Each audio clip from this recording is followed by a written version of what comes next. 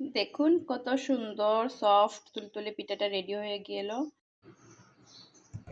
এই কলাগুলো ঘরের মধ্যে রয়ে গিয়েছে, অনেকটা নরম হয়ে গিয়েছে, এখন আর কেউ খেতে চাচ্ছে না। এগুলা 3টা দিয়েই পিঠা বানিয়ে নেব, ছোট করে একটা, আর খুব কম খরচের মধ্যেই, জাস্ট চায়ের সাথে খাওয়া যাবে এরকমটাই আর কি একটা কেক বানিয়ে নিব।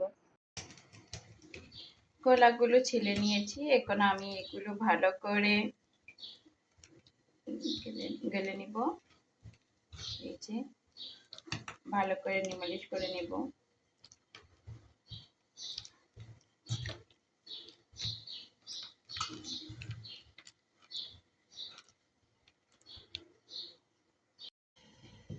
এগুলো মেশ করে নেওয়ার পর আমি 1 কাপ পরিমাণ আধা কাপ পরিমাণ চিনি দিয়ে দিব, যতটুকু প্রয়োজন।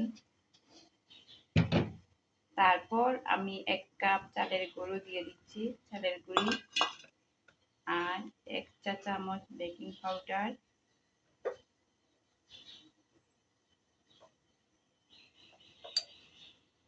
এরপর 1 চামচ সোডা, বেকিং সোডা, এগুলো দিয়ে আর একটু পরিমাণ লবণ দিয়ে দেবে, 1 চিমটি দিয়ে এগুলো দিয়ে ভালো করে মেখে নিব।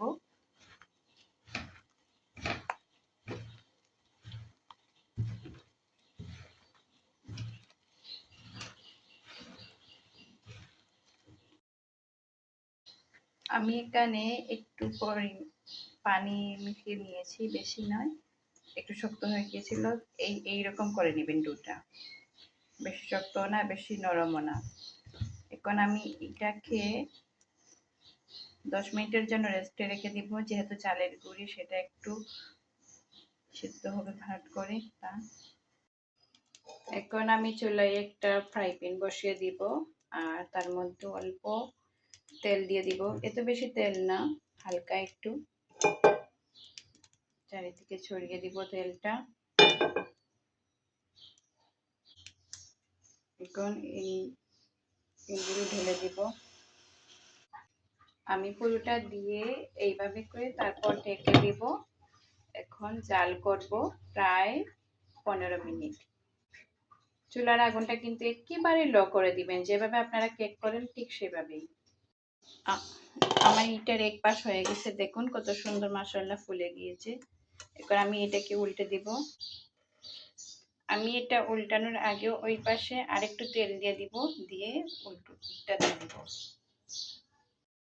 দেখুন আমার উল্টো পাশটা কিন্তু খুবই সুন্দর কেকের কালার হয়ে গেছে এবং অনেক সফট হয়েছে। এবার আমি এটা আবার 15 মিনিটের জন্য ঢেকে দিব। দেখুন কত সুন্দর সফট তুলতুলে পিঠাটা রেডি হয়ে গেল।